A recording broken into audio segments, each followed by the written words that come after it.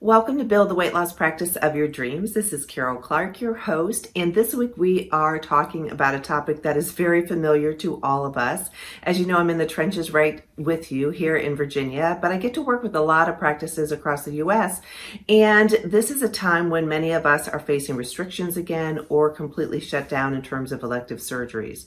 So we talked about this a lot earlier this year, at least with the Bariatric Business Boss members, and I wanted to share it for everyone because now is the time when we need to continue being proactive. And there's a lot of things that you can do immediately to gain and find cash in your practice and to build future revenue and that sort of thing. So I wanted to talk about a few strategies and to offer to you just a free guide that I put together as kind of an opening case of emergency if your practice is closed. So that's right here down. You can get the link down below. So go ahead and download that. I encourage you to use it with yourself and your team. It's just a free resource that I put together, and I hope you find it helpful. But I'm going to go over a few key ones right now, and it gets a bit more in depth in the report. So go ahead and download that. But one of the things that you can do immediately as you're facing restrictions is to find some cash in your practice. And you may think, Carol, I am so efficient, there is no extra cash in my practice. But what I mean by that is to look back and see, was there any missed charges? Was there some insurance billings out there that haven't been followed up on because perhaps it was something simple in terms of, an insurance number that's incorrect. And so look and see what has not been paid, what perhaps has not been billed and can still be billed in a timely manner. So take a peek at all that and see if you can get some of that coming in, looking at where it is that you have outstanding payments that have not come in, and really take a deep dive into that. You can also find revenue in your practice by taking a look at your expenses. So of course, your biggest expenses are usually your overhead, your rent or mortgage, and your payroll expenses. And then oftentimes practices have built in some excess weight, so to speak, with some recurring charges that they get each month or some marketing services that they're using that are really, if they really sat down and measured the return on investment, they're probably not really getting the return on investment. If you are, continue it. But if you're not, it's time to take a hard look at what those recurring expenses are and what those other outside charges are. And it's time to become more efficient and lean. And you might say, oh, we already became lean earlier this year, but there's always room to look at that. And I like to include the team. A lot of times they can come up with ways to cut costs. So find some revenue in your practice. The other thing that you should be doing is creating future revenue. So what I mean by that is continuing to take a look at who is in your pipeline, in your funnel, who has reached out to you and wanted services but hasn't followed through. A lot of times practices have so many leads coming in, they never nurture them along and they never really follow up effectively. So what happens? They go somewhere else, and people need the services that you offer.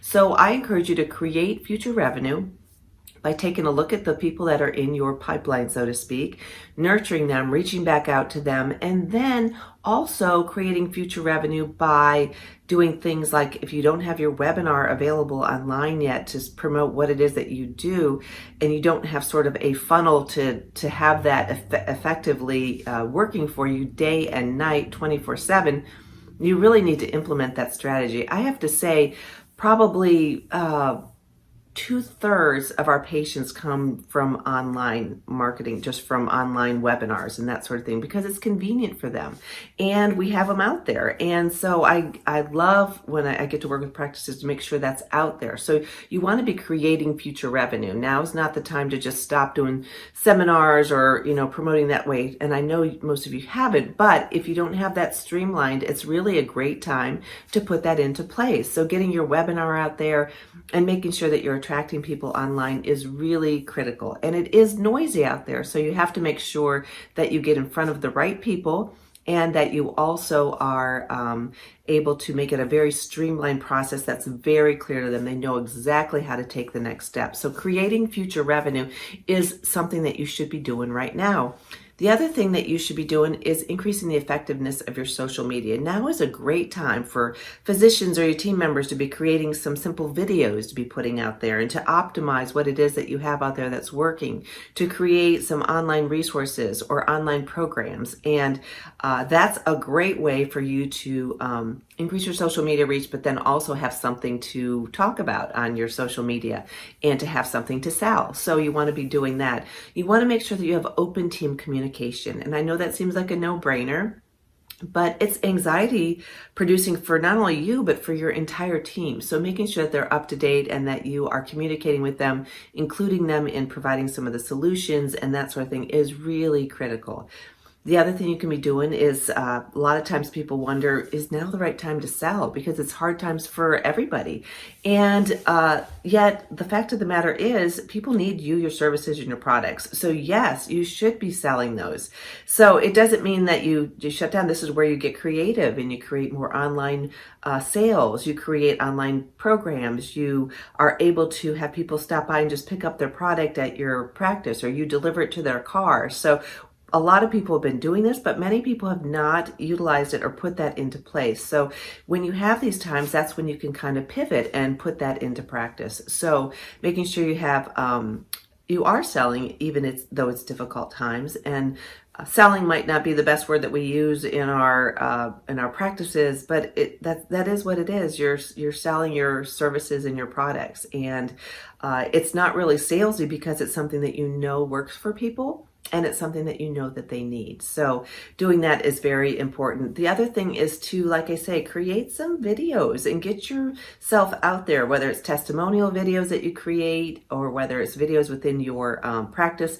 The tech is not that hard to figure out. And in the plan, I go through exactly how to do it. So it's all there for you. You also want to do some crisis prioritization. So of course, you want to take a look at what needs to be done in your practice. Sometimes what this does is when you go through crisis prioritization, this is where where the rubber meets the road, so to speak. This is where you look at what is essential and what's sort of fluff and not essential. And then you prioritize and focus on what your top goals are going to be. So goal setting is a big thing, but you do want to do some prioritization in your practice.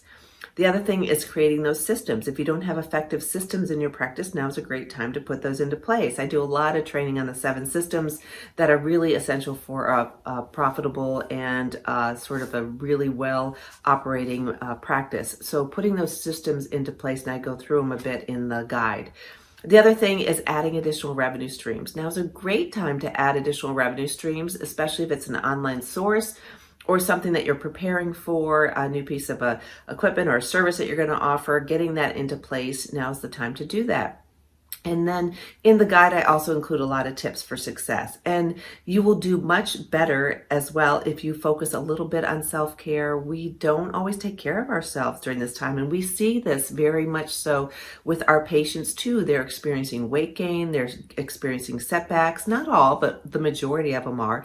And people out there who always seem to have it together are struggling. And so this can be the case for you too. And you need to have your energy up. You need to be there for your team and for your patients. So you've got to take care of yourself. So this means getting a good routine in place, making sure that you are staying hydrated, you're following what you tell others to do, that you are trying to get enough sleep, and that you are working in some fitness.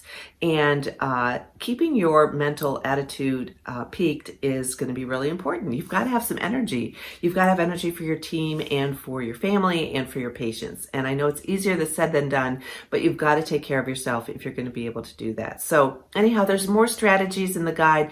Please just click on it, and then you just have to put in your email so I know where to send it to. So we will get it right out to you. If you want to reach out to me directly to get that, you can also do that. Carol, Karol, at weightlosspracticebuilder.com. I'm here to help you. I'm doing lots of fun things with practices, creating videos with them and creating their marketing plan and updating their social media strategy and putting systems in place, how to reach out to their patients, online programs. There's so many exciting things to be done right now. So I hope this is helpful, and I hope it brings a little glimmer of hope and excitement, because that's what I am here for, and I can't wait to talk with you as well. So reach out to me if you'd like, Carol, Karol, at weightlosspracticebuilder.com, and also just get that guide, and I can't wait to talk with you soon. Take care.